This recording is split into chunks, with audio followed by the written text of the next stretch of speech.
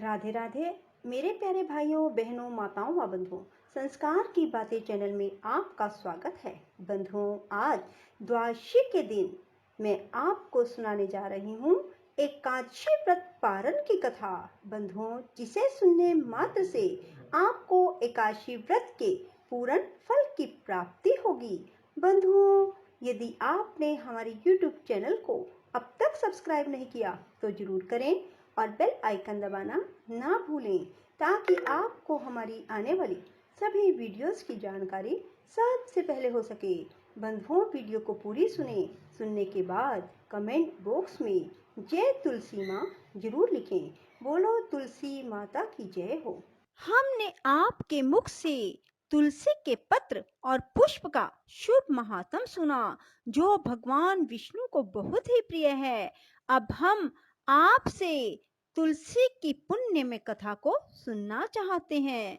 व्यास जी बोले, ब्राह्मणों, पहले स्कंद पुराण में मैं जो कुछ बतला आया हूँ वही यहाँ भी कहता हूँ। शतानंद मुनि के शिष्य कठोर व्रत का पालन करने वाले थे।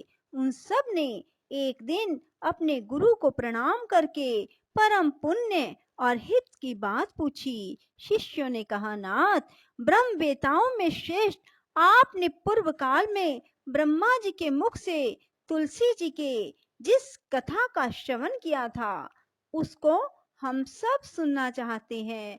शतानंद जी बोले, शिष्यगण, तुलसी जी का नाम उच्चारण करने पर ही असुरों का दर्प दलन करने वाले भगवान श्री विष्णु प्रसन्न हो जाते हैं।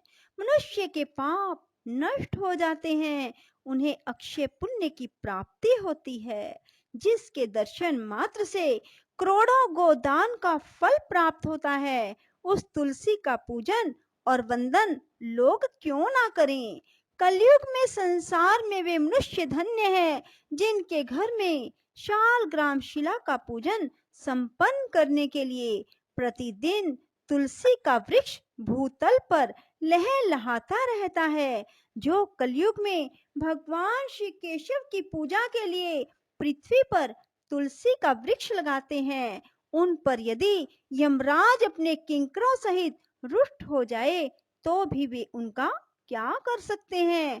तुलसी, तुम अमृत से उत्पन्न हुई हो और केशव को सदैव ही प्रिय हो। कल्याणी, मैं भगवान की पूजा के लिए तुम्हारे पत्तों को चुनता हूँ। तुम मेरे लिए वरदायिनी बनो। तुम्हारे श्री अंगों से उत्पन्न होने वाले पत्रों और मंजरियों द्वारा मैं सदा ही जिस प्रकार श्री हरि का पूजन कर सकूं वैसा उपाय करो। पवित्रंगी तुलसी, तुम कलिमल का नाश करने वाली हो। इस भाव के मंत्रों से जो तुलसी दलों को चुनकर उनसे भगवान वासुदेव का पूजन करता है, उसकी पूजा का करोड़ों गुना फल प्राप्त होता है। देवेश्वरी, बड़े बड़े देवता भी तुम्हारे प्रभाव का गायन करते हैं। मुनि, सिद्ध, गंधर्व, पाताल निवासी, साक्षात नागराज, शेष, संपूर्ण देवता भी तुम्हारे प्रभाव को नहीं जानते। केवल भगवान विष्णु ही तुम्हारी महिमा को पूर्ण रूप से जानते हैं। जिस समय क्षीर समुद्र के मंथन का उद्योग प्रारंभ हुआ था, उस समय श्री विष्णु के आनंद अंश से तुम्हारा प्रादुर्भाव हुआ था। पूर्व काल में श्री हरि ने तुम्हें अपने मस्तक पर धारण किया। देवी, उस समय श्री विष्णु के शरीर का संपर्क पाकर तुम परम पवित्र हो गई। तुलसी, मैं तुम्हें प्रणाम करता हूँ। तुम्हारे श्री अंग से उत्पन्न पत्रों द्वारा जिस प्रकार श्री हरि की पूजा कर सकूं, ऐसी कृपा करो जिससे मैं निर्विघ्नता पूर्वक परम गति को प्राप्त हूँ। साक्षात श्री कृष्ण ने तुम्हें गोमती तट पर लगाया और बढ़ाया था। वृंदावन में विचरते समय उन्होंने संपूर्ण जगत और गोपियों के हित के लिए तुलसी का सेवन किया। जगत प्रिया तुलसी, पूर्व काल में वशिष्ठ जी के कथन अनुसार श्री रामचंद्र जी ने राक्षसों का वध करने के उद्देश्य से सरयू के तट पर तुम्हें लगाया था। तुलसी देवी, मैं तुम्हें प्रणाम करता हूँ। श्री रामचंद्र जी से वियोग हो जाने पर अशोक वाटिका में रहते हुए जनक किशोरी सीता ने तुम्हारा ही ध्यान किया था, जिससे उन्हें पुनः अपने प्रियतम का समागम प्राप्त हुआ। पूर्व काल में हिमालय पर्वत पर भगवान शंकर की प्राप्ति के लिए पार्वती देवी ने तुम्हें लगाया और अपनी अभीष्ट सिद्धि के लिए तुम्हारा सेवन किया। तुलसी देवी, मैं तुम्हें नमस्कार करता हूँ। संपूर्ण देवंगनाओं और किन्नरों ने भी दुःस्वप्न का नाश करने के लिए नंदन वन में तुम्हारा सेवन किया था। देवी, तुम्हें मेरा नमस्कार है। धर्म अरण्य गया में साक्षात पितरों ने तुलसी का सेवन किया। दंडक अरण्य में भगवान श्री रामचंद्र जी ने अपने हित साधन की इच्छा से परम पवित्र तुलसी का वृक्ष लगाया। लक्ष्मण और सीता ने भी बड़ी भक्ति के साथ परम पवित्र तुलसी का वृक्ष लगाया। लक्ष्मण और सीता ने भी बड़ी भक्ति के साथ उसे पोसा। जिस प्रकार शास्त्रों में गंगा जी को त्रिभुवन व्यापिनी कहा गया है, उसी प्रकार तुलसी देवी भी संपूर्ण चराचर जगत में दृष्टि गोचर होती है। तुलसी का ग्रहण करके मनुष्य पातकों से मुक्त हो जाता है।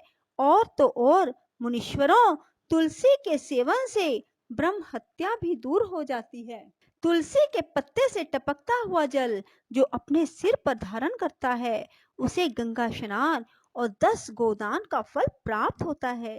देवी, मुझ पर प्रसन्न होवो। देवेश्वरी, हरि प्रिय, मुझ पर प्रसन्न हो जाओ। क्षीर सागर के मंथन से प्रकट हुई तुलसी देवी, मैं तुम्हें प्रणाम करता हूँ। द्वादशी की रात्रि में जागरण करके जो इस तुलसी माँ की कथा को सुनता है, भगवान श्री विष्णु उसके 32 अपराध क्षमा कर देते हैं। बाल्य अवस्था, कुमार अवस्था, जवानी और बुढ़ापे में जितने पाप किए जाते हैं, वे सब तुलसी स्तोत्र के पाठ से नष्ट हो जाते हैं।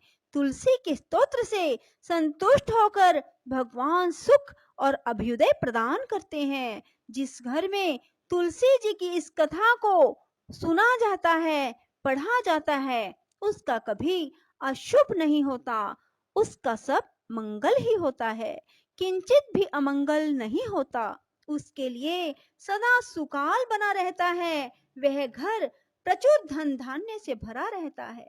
तुलसी जी की इस कथा को सुनने से मनुष्य के हृदय में भगवान विष्णु के प्रति अविचल भक्ति होती है, उसका वैष्णवों से कभी वियोग नहीं होता।